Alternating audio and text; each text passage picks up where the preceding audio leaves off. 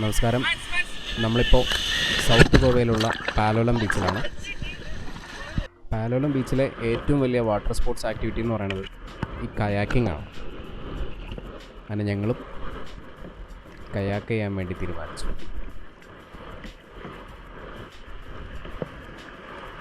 നമ്മൾ കയാക്ക് ചെയ്യുന്നത് പുഴയിലോ കായലിലോ തോട്ടിലോ എന്നല്ല, നല്ല ഫസ്റ്റ് ക്ലാസ് കടലിലോ.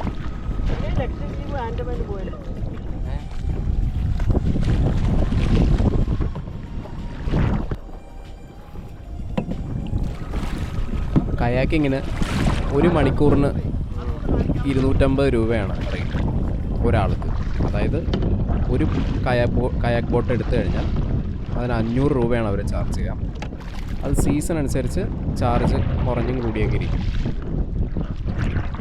സീസണിൻ്റെ പീക്കിലാണ് ഈ 500 രൂപ, അല്ലെങ്കിൽ 300-400 രൂപയൊക്കെ ആയിട്ട് വരും. സിംഗിൾ പേഴ്സൺ കയാക്ക് ചെയ്യുന്ന ആ ബോട്ടിനും അതേപോലെ റേറ്റ് വരും. 250, ഒരാൾക്ക് 250 വരും.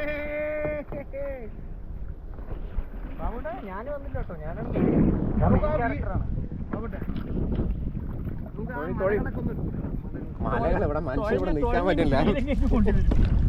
ബോംബെ എത്താറായി തോന്നുന്നു.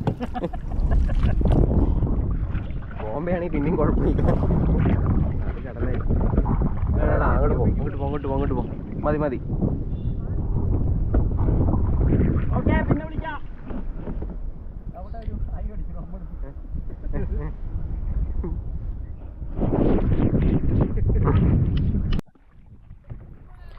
ഇല്ല പതുക്കെ.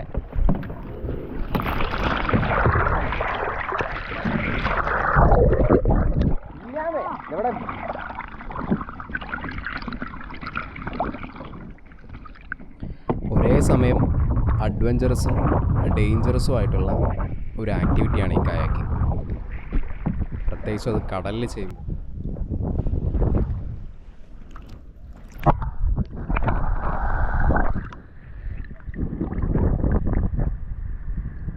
ഒരു ബാഗ് അടിക്കാൻ എത്ര സമയമാണോ? നമുക്ക് വേവ്സ് വരണോ?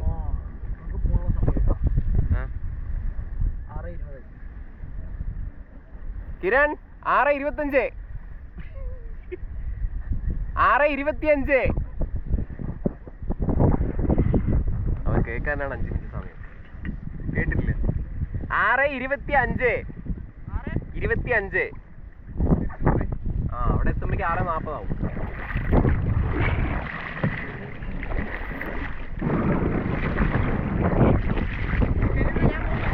നിൽക്കുന്നൊക്കെ ഒന്നിച്ച് പോവാ. എവിടേക്ക്? നീ ഒറ്റയ്ക്ക് പോവാ. എടാ 5 മിനിറ്റ് കൂട്ടി പറഞ്ഞാ.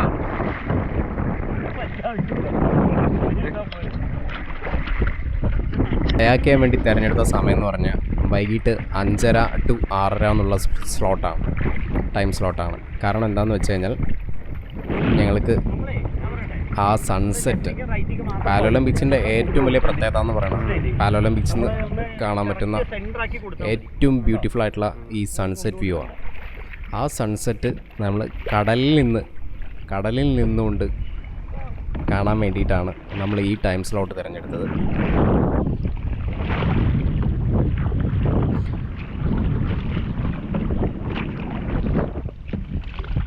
ആളുകളാടാ അവർക്ക് നീന്താൻ അറിയും.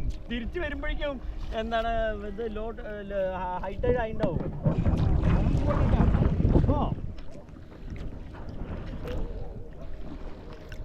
ഇപ്പോഴാണ് എല്ലാവരും കയാക്കിങ് എടുക്കുന്നത്. നമ്മൾ കുറച്ച് നേരത്തെ എടുത്തു കയാക്ക്.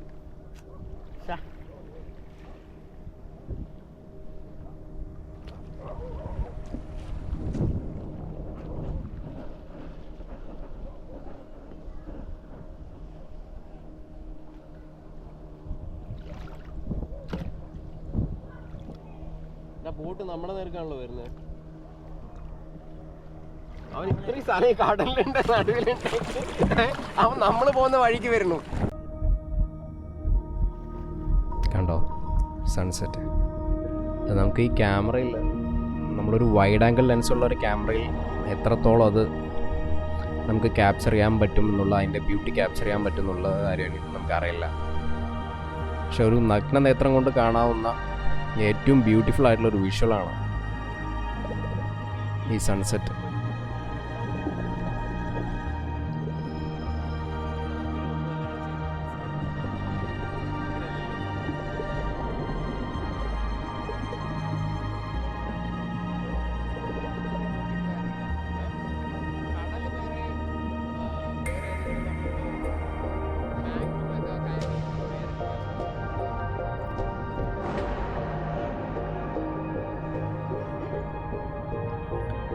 കയാക്ക് ചെയ്യാൻ തീരുമാനിക്കുന്നവർ ഒരു 5:30 to 6:30 എന്ന് പറയുന്ന ഒരു ടൈം സ്ലോട്ട്, 1 മണിക്കൂറിനാണല്ലോ ഇത് ചാർജ് ചെയ്യുന്നത്. അപ്പോൾ ഈ ടൈം സ്ലോട്ടിലാണെങ്കിൽ കയാക്ക് ചെയ്യുന്നതിനോടൊപ്പം തന്നെ ഈ ബ്യൂട്ടിഫുൾ സൺസെറ്റ് നമുക്ക് ക്യാപ്ചർ ചെയ്യാൻ പറ്റും.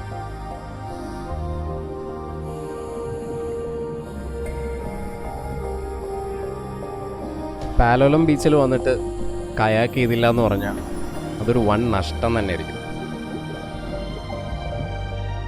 ഇന്ത്യയിൽ തന്നെ നമുക്ക് കയാക്ക് ചെയ്യാൻ പറ്റുന്ന സേഫായിട്ടുള്ള വളരെ കുറച്ച് ബീച്ചുകളേ ഉള്ളൂ. അതിൽ ഏറ്റവും മുൻപന്തിയിൽ നിൽക്കുന്ന ബീച്ച് എന്ന് പറയുന്നത് പാലോലം ബീച്ചാണ്. മറ്റ് ബീച്ചുകളിലൊന്നും പോയിട്ടൊന്നും കയാക്ക് ചെയ്യാൻ പറ്റില്ല. അപ്പോൾ നമ്മൾ കേരളത്തിലുള്ള ഏതെങ്കിലും ബീച്ച്, ഫോർ എക്സാമ്പിൾ കോവളത്തോ അല്ലെങ്കിൽ വിഴിഞ്ഞം, വർക്കല പോലുള്ള ഏതെങ്കിലും ബീച്ചിൽ പോയി കയാക്ക് ചെയ്ത് കഴിഞ്ഞാൽ തീർന്നു.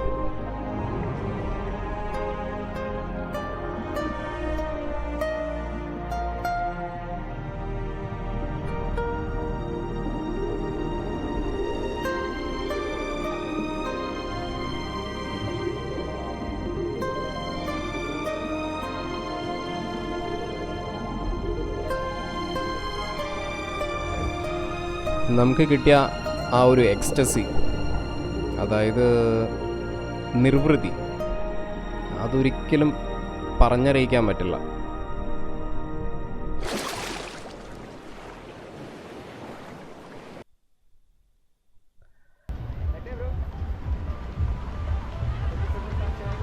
ഞങ്ങൾ കയാക്ക് ചെയ്ത് കഴിഞ്ഞ് വന്നപ്പോൾ സമയം 6:30 കഴിഞ്ഞിരുന്നു. പതുക്കെ ബീച്ചിൽ ഇതേപോലെ ടൂറിസ്റ്റുകളെ അട്രാക്റ്റ് ചെയ്യാൻ വേണ്ടിയിട്ടുള്ള പരിപാടികളുമായിട്ട് റെസ്റ്റോ ബാസ് എല്ലാം ഇറങ്ങിക്കഴിഞ്ഞു. ഇവിടുത്തെ മറ്റൊരു പ്രധാനപ്പെട്ട ഒരു അട്രാക്ഷൻ എന്ന് പറയുന്നത് ഈ ക്യാൻഡിൽ ലൈറ്റ് ഡിന്നേഴ്സാണ്. ഈ ബീച്ചിലിരുന്നുകൊണ്ട് നമ്മൾ ക്യാൻഡിൽ ലൈറ്റ് ഡിന്നർ ആസ്വദിക്കുക എന്നുള്ളത്. അതിനു വേണ്ടി ഈ ഒരു ആംബിയൻസിനൊക്കെ വേണ്ടിയാണ് പലരും ഗോവയിലേക്ക് വരുന്നതാണ്. ഇതേപോലെ ഫ്രഷായിട്ട് തന്നെ നമുക്ക് കഴിക്കേണ്ട മീനുകൾ സെലക്ട് ചെയ്ത് അവരുടെ അടുത്ത് കൊടുത്തു കഴിഞ്ഞാൽ അവർ നമ്മുടെ മുമ്പിൽ വെച്ച് തന്നെ അത് കുക്ക് ചെയ്ത് തരും. ചോദിച്ചു നോക്ക്.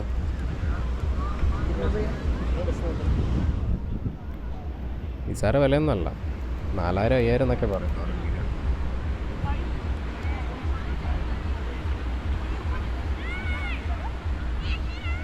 ഇരുട്ട് വീണ് കഴിഞ്ഞാൽ പാലോലം ബീച്ചിന് വേറൊരു ഭംഗിയാണ്.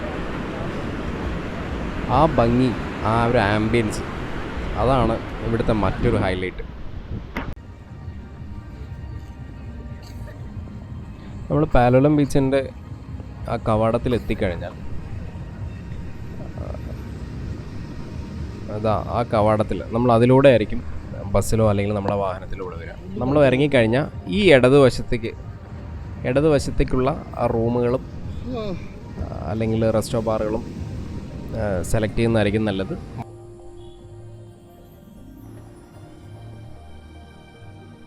ഞങ്ങളുടെ കോട്ടേജൊക്കെ മനോഹരമായിട്ട് ഡെക്കറേറ്റ് ചെയ്ത് വെച്ചിട്ടുണ്ട്.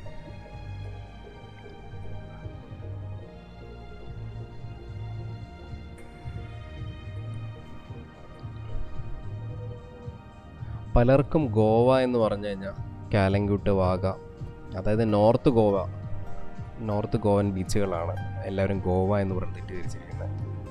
എന്നാൽ ഗോവ എന്ന് പറഞ്ഞാൽ കാലങ്കുട്ടും ബാഗയും അഞ്ജുനാം ബീച്ചൊന്നും അല്ല. അത് പാലോലം ബീച്ചാണ് ഏറ്റവും അടിപൊളി ബീച്ച്.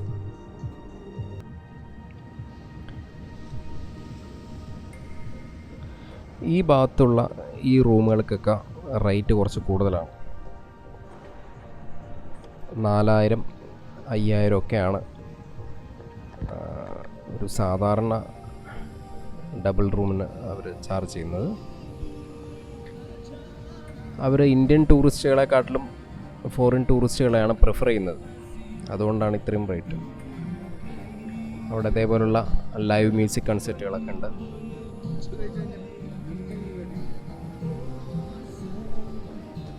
ഫുഡും കുറച്ച് എക്സ്പെൻസീവാണ്.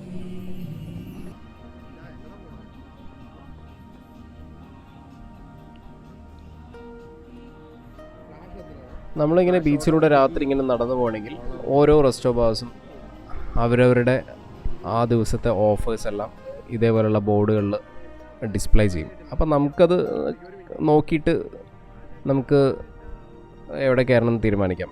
ഇവിടെ ഇത് ബൈ 1 get 1 ഫ്രീ എന്നാണ്. കോക്ടെയിൽ ഡ്രിങ്ക്സ് ഒരെണ്ണം വാങ്ങിയാൽ മറ്റൊന്ന് ഫ്രീ ആണ്. ഒരെണ്ണത്തിന് 399 രൂപയാണ്.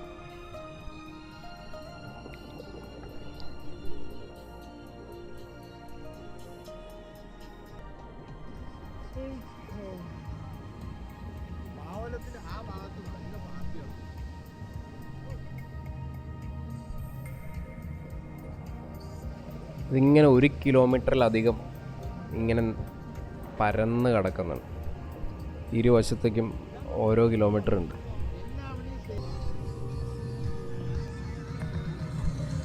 ഞങ്ങൾ സാമാന്യം കുഴപ്പമില്ല എന്ന് തോന്നിക്കുന്ന ഒരു റെസ്റ്റോറൻറ്റ് സെലക്ട് ചെയ്തു അവിടെ വന്ന് ഇങ്ങനെ ഇരുന്നു. ഞങ്ങളുടെ സ്റ്റാർട്ടേഴ്സാണ്. ഫുഡ് വന്നു. കോക്ടെയിലും പിക്ചറും ഫുഡുമൊക്കെ കഴിച്ച് ഞങ്ങളൊരു 11:30 വരെ, രാത്രി 11:30 വരെ ഈ കടലും ആ കാറ്റുമൊക്കെ ആസ്വദിച്ച് അങ്ങനെ ഇരുന്നു. ഈ ഒരു ആംബിയൻസിന് വേണ്ടിയാണ് നമ്മൾ ഗോവയിലേക്ക് വരുന്നത്.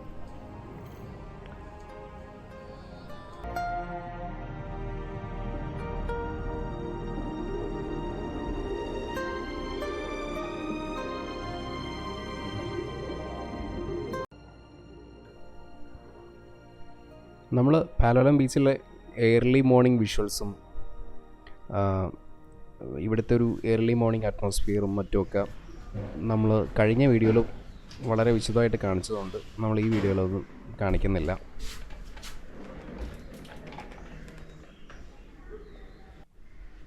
ഇതാണ് ഞങ്ങളുടെ റൂം.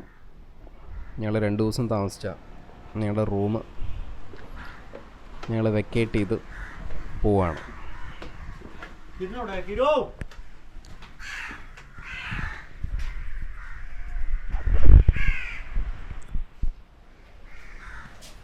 ഞാനടുത്ത് പറയണ്ടേ?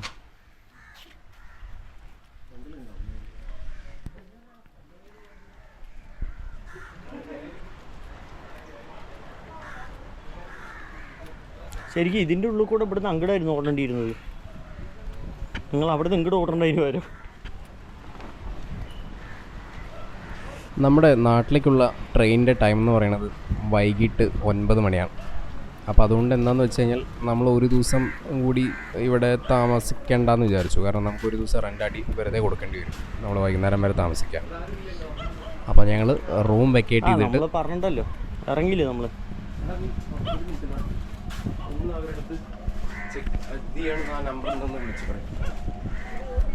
ചെക്കൗട്ട് ചെയ്യാം.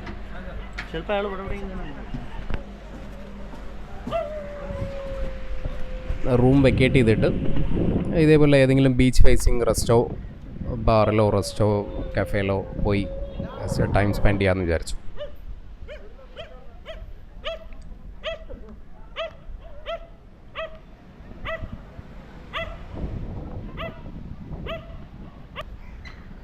ബാഗ് തൂക്കി നടക്കുന്നത് ഒഴിവാക്കാൻ വേണ്ടി ഞങ്ങൾ പാലോലം ബീച്ചിൽ തന്നെയുള്ള ഒരു ലോക്കർ റൂമുണ്ട്. ഇവിടെ ഒരു ക്ലോക്ക് റൂമിൽ ഒരു സേഫ് ലോക്കേഴ്സ് ഫെസിലിറ്റി ഉണ്ട്. അവിടെ കൊണ്ടുപോയി ഞങ്ങൾ ബാഗ് വെച്ച് പൂട്ടി. പക്ഷെ എനിക്കത് വെക്കേണ്ട കാര്യമില്ല. അത് ഇങ്ങനെ കിടക്കണം, കണ്ടോ? അതെന്ത് ചെയ്യും? എൻ്റെ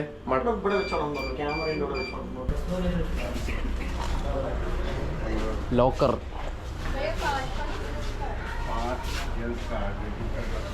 2 മണിക്കൂറിന് ഒരു ലോക്കറിന് 30 രൂപയാണ് ചാർജ്. ഞങ്ങൾ ഒരു റെസ്റ്റോ ബാറിൽ വന്ന് കയറി. ഇവിടെ നമ്മൾ റെസ്റ്റോ ബാറിൽ വന്നിട്ട് എന്തെങ്കിലും ഫുഡോ ഡ്രിങ്ക്സോ ഓർഡർ ചെയ്ത് കഴിഞ്ഞാൽ നമുക്ക് 3-4 മണിക്കൂർ സുഖമായിട്ടിരിക്കാം.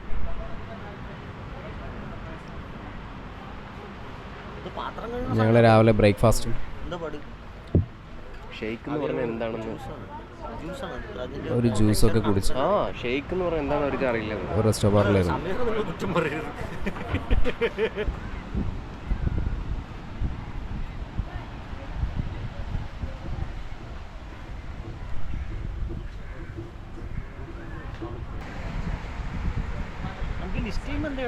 ഇങ്ങനെയാണ് മൊത്തത്തിൽ ഈ ബീച്ച് ഫേസിങ് റെസ്റ്റോ ബാറുകളിലെ മൊത്തത്തിലൊരു ഘടന എങ്ങനെയായിരിക്കും. പൊതുവെ ഗോവയിലെല്ലാം അങ്ങനെ തന്നെയാണ്.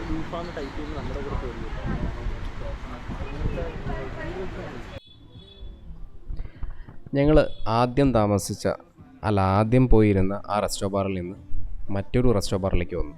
അത് ആ അറ്റത്തായിരുന്നു. ഇത് മറ്റൊരറ്റത്തുള്ള റെസ്റ്റോ ബാറിലായിരുന്നു. കുറച്ചുകൂടി നല്ല ആംബിയൻസ് ആണ് ഇവിടെ.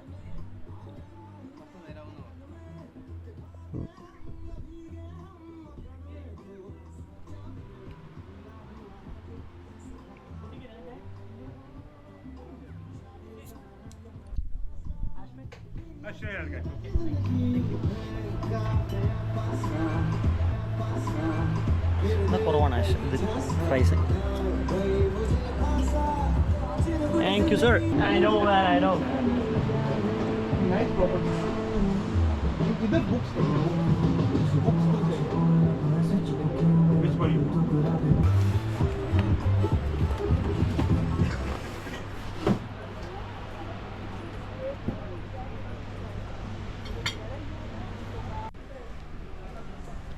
അങ്ങനെ സമയം 5 മണി കഴിഞ്ഞു. അപ്പോൾ ഞങ്ങൾ ഇവിടുന്ന് ഇറങ്ങാൻ പോകണം.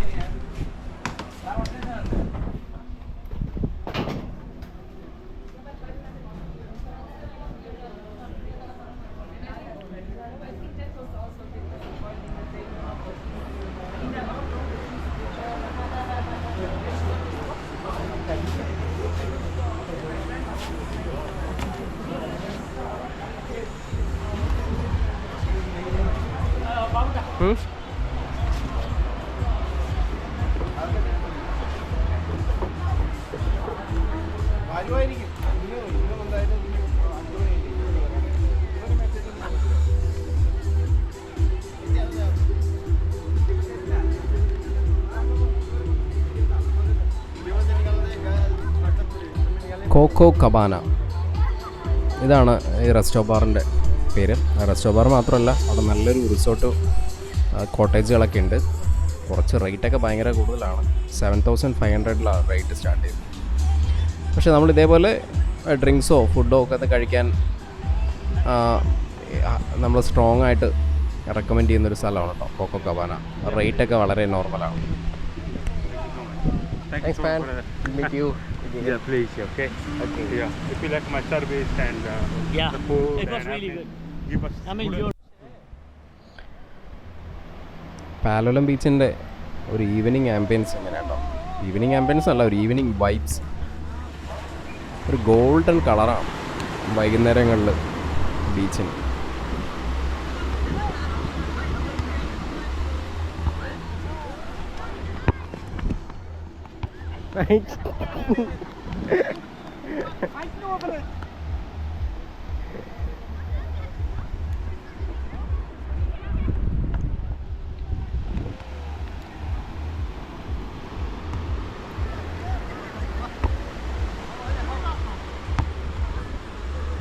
ഞാൻ പറഞ്ഞു, ഈ സമയത്താണ് നമ്മൾ കറക്റ്റായിട്ട് കയാക്ക് ചെയ്യാൻ പോവേണ്ടത്. ഞങ്ങൾ തൊട്ട് തലേ ദിവസം ഈ സമയത്താണ് കയാക്ക് ചെയ്യാൻ പോയത്. ഒരു 5:30 പോയി 6:30 തിരിച്ചു വന്നു. ഒരു കഠിനമായ വെയിലൊക്കെ ഒന്ന് ആറി തണുത്ത് അന്തരീക്ഷം പതുക്കെ ഒന്ന് തണുത്ത് തുടങ്ങുന്നൊരു സമയമാണ്. വെയിലിൻ്റെ ആ തീക്ഷ്ണതയും കാഠിന്യമൊന്നും ഈ സമയത്ത് ഉണ്ടാവില്ല. വെയിലുണ്ടാവും, അതൊരു ഇളം വെയിലാണെന്ന് പറഞ്ഞു. അതുകൊണ്ടാണ് ഇവിടെ ധാരാളം ആളുകൾ ഫുട്ബോളായാലും വോളിബോളായാലും ക്രിക്കറ്റൊക്കെ കളിക്കാനും കയാക്ക് ചെയ്യാനും ജോഗ് ചെയ്യാനൊക്കെ ഈ സമയം തിരഞ്ഞെടുക്കുന്നത്.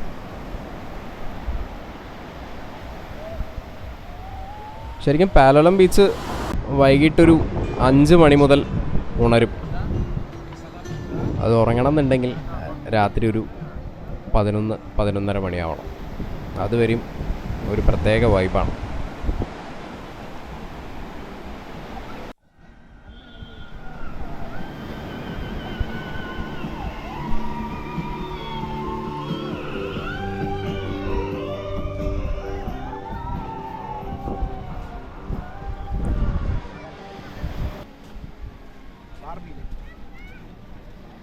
പലരും ഗോവ എന്ന് പറയുമ്പോൾ ഞാൻ നേരത്തെ പറഞ്ഞ പോലെ തന്നെ ഗോവ എന്ന് പറഞ്ഞ് നോർത്ത് ഗോവയിൽ പോയി കാലങ്കുട്ടിലും വാഗയിലും ഒക്കെ പോയി വെറുതെ സമയം കളഞ്ഞിട്ട് വരുന്നതിന് പകരം ഒരു തവണ ഈ സൗത്ത് ഗോവയിലുള്ള ഈ പാലോലം ബീച്ച് ഒന്ന് ട്രൈ ചെയ്തു.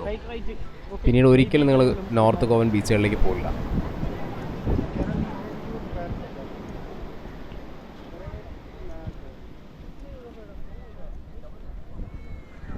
ഞങ്ങൾ വർഷത്തിൽ ഒരു തവണ ഗോവയിലേക്ക് വരുന്നതാണ്. 2019 മറ്റാണോ ആദ്യമായിട്ട് ഈ പാലോലം ബീച്ചിൽ വന്നത്. അതിനുശേഷം പിന്നെ എല്ലാ തവണയും ഗോവ എന്ന് പറഞ്ഞ് വരുന്നത് സൗത്ത് ഗോവയിൽ മെയിനായിട്ട് നമ്മുടെ ഈ പാലോലം ബീച്ചിലേക്കാണ് വരിക. അങ്ങനെ പാലോലം ബീച്ചിനോട് വിട പറയാനുള്ള സമയം വന്നിരിക്കുന്നു. ഒരിക്കൽ കൂടി പാലോലം ബീച്ചിനോട് വിട പറയുന്നു. അടുത്ത തവണ വീണ്ടും കാണാം എന്ന ശുഭപ്രതീക്ഷയോടെ നമ്മൾ ലോക്കറിൽ നിന്ന് ബാഗൊക്കെ എടുത്ത് അത്യാവശ്യം പർച്ചേസിംഗ് ഒക്കെ നടത്തി.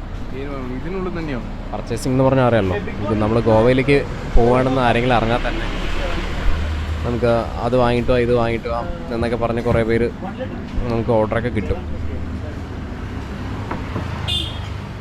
കാരണം ഇവിടുത്തെ മദ്യം എന്ന് പറയുന്നത് നല്ല ക്വാളിറ്റിയുള്ള മദ്യമാണ്.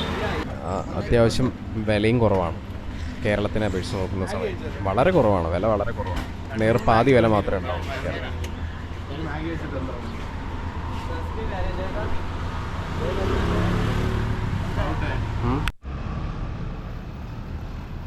അങ്ങനെ പാലോലം ബീച്ചിനോട്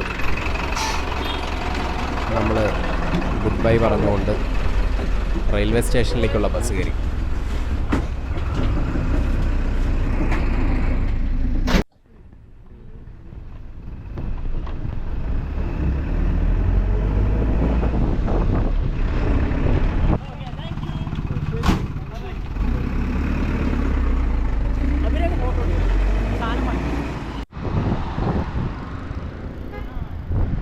നമ്മൾ കാനഗുണ ബസ് സ്റ്റോപ്പ്, അതായത് ബസ് സ്റ്റാൻഡ് എത്തുന്നതിന് തൊട്ട് മുമ്പുള്ള സ്റ്റോപ്പാണ് കാനഗുണ റെയിൽവേ സ്റ്റേഷൻ സ്റ്റോപ്പ്. ആ സ്റ്റോപ്പിൽ ഇറങ്ങിക്കഴിഞ്ഞാൽ ഈ റോഡിലൂടെ ഒരു 300 മീറ്റർ നടന്നു കഴിഞ്ഞാൽ നമ്മൾ കാനഗുണ റെയിൽവേ സ്റ്റേഷനിലെത്തും. കാനഗുണ റെയിൽവേ സ്റ്റേഷൻ വൈകിട്ട് 7 മണിയായി. നമ്മുടെ ട്രെയിൻ എന്ന് പറയുന്നത് കാനഗുണയുടെ തൊട്ടടുത്ത ഏറ്റവും വലിയ സ്റ്റേഷൻ എന്ന് പറയുന്ന കാർവാറിൽ നിന്നാണ്. അപ്പോൾ കാർവാറിലേക്ക് പോകാൻ വേണ്ടിയാണ് നമ്മൾ കാനഗുണ റെയിൽവേ സ്റ്റേഷനിലെത്തിയത്. സ്റ്റേഷൻ ആകെ മൊത്തം ഇരുട്ട്.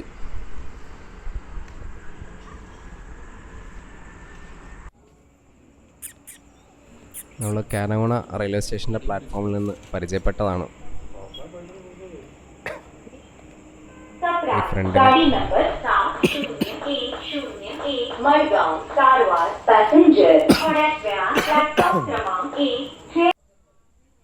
അങ്ങനെ ഞങ്ങളുടെ ട്രെയിൻ വന്നു. മഡ്ഗോണിൽ നിന്ന് കാർവാർ വരെ പോകുന്ന മെമു പാസഞ്ചറാണ്. കാനഗുണയിൽ നിന്ന് കാർവാറിലേക്ക് 10 രൂപ മാത്രമേ ടിക്കറ്റ് ഫെയർ ഉള്ളൂ. 30 കിലോമീറ്റർ യാത്ര. നമ്മുടെ പ്ലാൻ എന്താണെന്ന് വെച്ച് കഴിഞ്ഞാൽ കാനഗോണിൽ നിന്ന് കാർവാറിലേക്ക് പോവും. വൈകിട്ട് 7:30 വണ്ടി എടുത്ത് കഴിഞ്ഞാൽ 8:15 കാനഗോൺ എത്തും. 9:30 ഞങ്ങൾക്ക് കാർവാറിൽ നിന്ന് നാട്ടിലേക്കുള്ള ട്രെയിൻ കിട്ടും. നമ്മൾ ബുക്ക് ചെയ്തിരിക്കുന്നത് അമൃത്സർ കൊച്ചുവേളി അല്ല, അതായത് പോർബന്ദർ കൊച്ചുവേളി എക്സ്പ്രസ്സിലാണ്. നമ്മുടെ ട്രെയിൻ എത്തി. കാർവാർ റെയിൽവേ സ്റ്റേഷനിലാണ് 1-ാം നമ്പർ പ്ലാറ്റ്ഫോമിലേക്ക് പോർബന്ദർ കൊച്ചുവേളി എക്സ്പ്രസ് വന്നുകൊണ്ടിരിക്കുകയാണ്.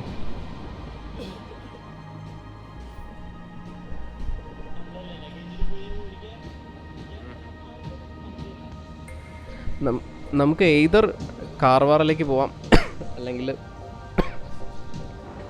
മഡഗോൺ റെയിൽവേ സ്റ്റേഷനിലേക്ക് പോവാം കണഗോണിൽ നിന്ന്. പക്ഷേ നമ്മൾ എന്താണെന്ന് വെച്ചാൽ ട്രെയിൻ അവിടെ നിന്ന് ഇങ്ങോട്ട് വരുന്നതുകൊണ്ട് നമുക്ക് കാർവാറിലേക്ക് പോകുന്നതാണ് നല്ലത്. കൃത്യസമയത്ത് അവിടെ നിന്നൊരു പാസഞ്ചർ ഉള്ളതുകൊണ്ട് നമുക്ക് വളരെ സൗകര്യം. അങ്ങനെ ഞങ്ങളുടെ 2024 ഗോകർണ ട്രിപ്പ് കഴിഞ്ഞിരിക്കുകയാണ്. നമ്മുടെ ട്രിപ്പിലെ കംപ്ലീറ്റ് വീഡിയോസ് നമ്മൾ അപ്ലോഡ് ചെയ്തിട്ടുണ്ട്. എല്ലാവരും ആ വീഡിയോസൊക്കെ കാണണം. നിങ്ങൾക്ക് ആ ഗോകർണയിലേക്കോ ഗോവയിലേക്കോ പോവുകയാണെങ്കിൽ ആ വീഡിയോ കണ്ടു കഴിഞ്ഞാൽ ഒരു ഐഡിയ കിട്ടും. ആദ്യമായിട്ട് പോകുന്നവർക്കൊക്കെ, നേരത്തെ പോയവർക്ക് ഒരു നൊസ്റ്റാൾജിയ. അങ്ങനെ നമ്മുടെ ഗോവ സീരീസ് ഇവിടെ അവസാനിക്കുകയാണ്.